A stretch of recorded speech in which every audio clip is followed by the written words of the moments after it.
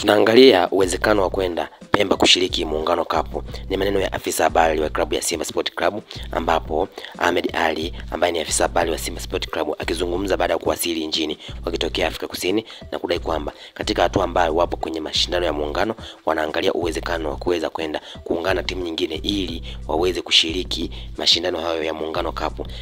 Awali mashindano hayo ambayo hayakuhusisha klabu ya Simba Sport kutokana na ratiba ambayo alikuwa nayo ya mashindano ya shirikisho barani Afrika. Basi safari Simba baada ya kuwasili na kuweza kutinga finali, afisa habari wake Ahmed Ally amesema wanaangalia uwezekano wa kwenda Pemba kushiriki Muungano Cup, huku akidai kwamba wao hata wakienda wakacheza na wakicheza hatua finali sio vibaya, kwa kuwa waliishia finali na ndio ambao walichukua ubingwa wa kombe hilo, hivyo hawaogopi timu yoyote kuweza kukutana nao. Hivyo wanaangalia kama ratiba inaweza ikawa inawaruhusu waweze kwenda kuwasili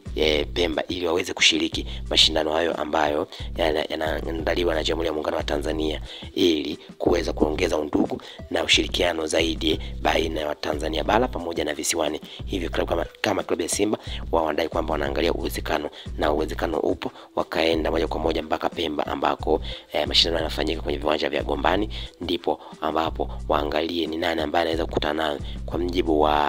Ahmed Ally, anadai kwamba yeye yote ambaye watawapangia wao wapo tayari kuweza kupambana naye na kuweza kuruka naye kwa vyovyote vile, kwa kuwa kile walichokuwa nakitaka Afrika Kusini wameshakipata, na tayari wanachofikiria ni pengine kwenda